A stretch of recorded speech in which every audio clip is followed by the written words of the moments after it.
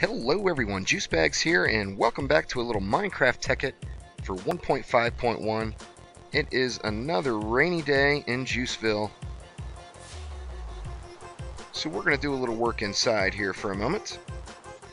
Now this episode we're going to play around with the power armor just a little bit more, mainly the power gauntlet and some of the weapons. I've got the ME network started for some advanced storage. We're going to take another look at that quarry. Now, I did have to take some of those iron ingots out of that quarry as that chest was starting to fill up a bit. So I'm excited to get that added to the network. That way I won't have that problem anymore.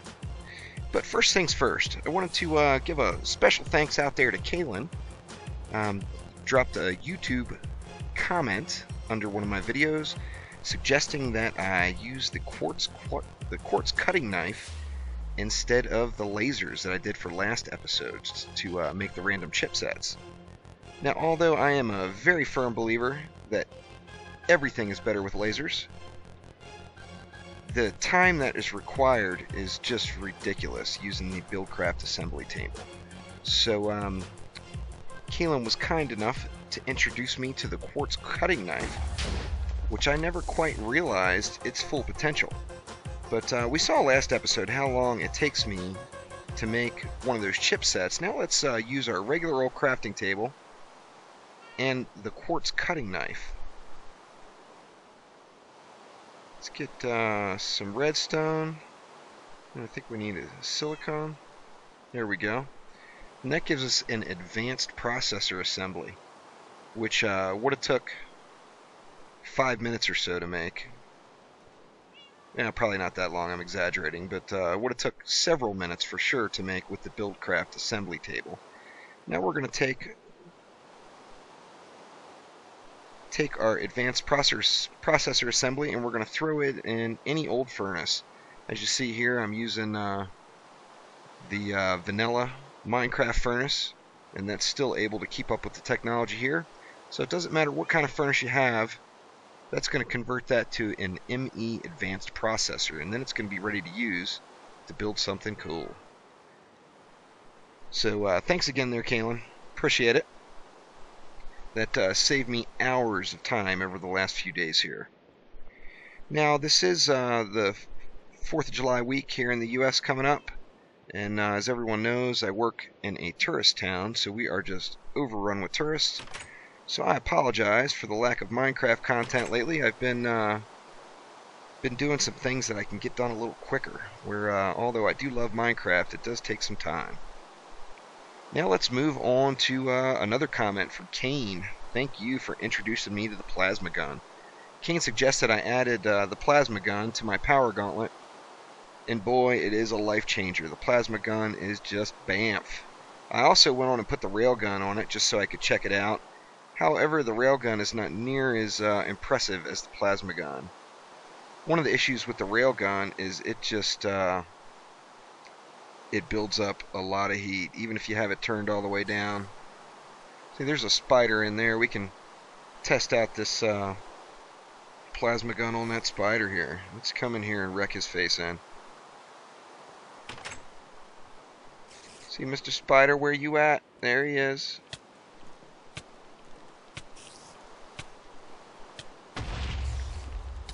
You know, the spider with his little knockback there, that was not ideal for the plasma gun, but we will find something to kill here. And the plasma gun also has just ridiculously insane range. You could, if you had a little lookout tower, you could sit up there at night and just have target practice and have quite a bit of fun. Let's see, let's turn our flight control back on and go hunting for some baddies. Or anything for that matter, just to demonstrate the plasma gun. We'll even resort to pig killing. So let's see. As I said, it's got insane range on it. Just ridiculous. It explodes like a creeper, but bam! It's just cool as hell. There's no doubt about that. The plasma gun is going to be my ranged weapon of choice for certain. Now, as I mentioned, I also added the railgun, which the railgun it produces a ton of heat, and it also knocks you back, which as you see there, getting knocked back is not any fun. And the railgun produces so much heat that you have to really be careful as you watch. If I just spam it, watch the heat going up, and I've actually got it turned all the way down, so it's producing the minimal amount of heat. But and then it has that knockback. The benefit to it, of course, is that it is fully automatic. Nothing like some automatic weapons to make your day complete. However, I started off, of course, with the little blade thrower, and that's cool. Killing ducks. But it's no match for the plasma gun. The plasma gun does a ton of damage. Right now I've got it turned way down, and it still is just hits hard.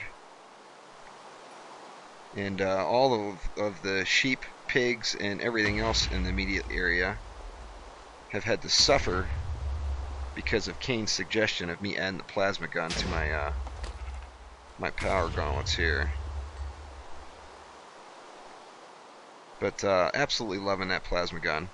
So let's go ahead and head on over to the quarry, and we'll check out what's coming in. As I mentioned, I had to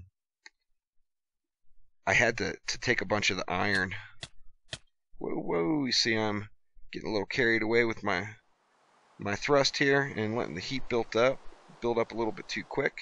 You definitely have to watch that heat bar, even though I'm not really having the problems like I was having with the heat. It still just builds up very, very quickly. I need to get the old fishery on the ME network as well, so I can quit running out here to grab my fish. I guess it kind of defeats the purpose. If you don't go to the water side to pick up your fish, then I guess it's not really true fishing. But we are getting down. We're down to about layer number 32 now in the quarry. So we still got a long ways to go, but I am starting to get some different stuff. See, we've got, almost 2.5 stacks of silver now, silver ingots.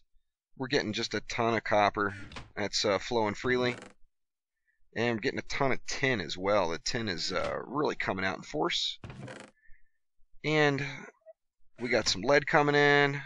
And then once again, of course, I had to take a bunch of iron out of the chest as it was really starting to eat up space. Now, as you can tell by my gratuitous use of custom artwork, I'm actually absolutely loving the fact that you can add your own artwork into your paintings in Minecraft, which is cool as hell. So I am actually going to create a wall upstairs that is going to have, whatever you guys want on it. If there's some cool fan art, feel free to take the Juiced logo if you want to mess with that off of the juicedgaming.com website. Do whatever you want, but I'm going to put this wall over here, and I'm going to cover it with some fan art. Now, as you see, I've got the ME network started. I've put in access terminal, the controller, and then 2 ME drives. Now, I know I mentioned in the previous videos that I was going to be using ME chests, and it was, I can't find the comment now, so I apologize for not giving proper credit, but it was actually suggested to me in the comments to go with the ME drive instead. Basically, each one of these ME drives is basically the equivalent of 10 ME chests, just for one of them. Now, I put in 2. This one, of course, has no storage in it yet. Making the storage is a bit tedious. Even using the cutting knife, it's still a little tedious. So I've only actually got, I want to go with all 64K storage. So I've only got 3 in right now. As you see, this one holds 7 more. And then we can fit 10 of them in here, which is just a ridiculous amount of storage. You see on the front my 3 64K chips that are in there. And you see the status of them, green, yellow, and once they go to red, that means they're full, and they represent, obviously, each one of the storage pieces that are inside. Now basically what this has allowed me to do is I counted them up before I started transferring things, and just transferring things took me a couple of hours. Thank God for backpacks. But I had 28 double stacked chests. So that's 56 individual chests that I've all got all in here now. And that is all the storage it has taken up. Now you can have 63 different types of items on each disk, but the stacks can go just to a ridiculous number. There is no more stacking to 64. You see, I'm going to have to make another bit of storage here soon, because like that one, I'm at 9 of 63. So I've only got, what, 54 different more types of things I can put in, which actually probably will cover it, but I'm going to fill them out anyway. So when this is done and both of those ME drives are completely full, that's going to be the equivalent of 20 ME chests, which is, I mean, I don't even know the number, but I would guess it's probably well over 1,000 individual large chests. It's a ridiculous amount of storage. So let's get to our access terminal. You go to your access terminal, and as you can see, everything is stacking up deep. I've got 2112 chiseled sandstones, 1,088 copper ingots, 128 conveyor belts, 14 energy tesseracts, over 1,000 chunks of dirt, 3,400 cobblestone. I've actually still got several chests full of cobblestone that are down in the very bottom hole that is now buried and covered. But anyway, it stacks all your goodies in here that you can access all from one spot in your terminal. So say I want to get out another piece of redstone. I could just type redstone right there and grab a stack of redstone and bring it right on out. So that's awesome. It has opened up just ridiculous amounts of possibilities with my storage. Now I still need to incorporate crafting into the ME network. I need to get my quarry going in. I need to get orange juice production back up, and I'll have the ME network handling all of that. So this basically this whole floor is going to eventually be one large ME network with storage, crafting, everything. Now, as I mentioned, this wall is going to be going away. So by all means, I want some custom art. If you can make anything cool, if you got any cool pictures that you'd like to see up on the wall, by all means, get it to me. Before we get into the wall more, that's going to fill out this whole area, of course, and those windows will go away. I want you to take a look at the back side here. Now, I am going to have all this filled out with various different machines that I need. Some will require power. Some can get power directly through the ME network.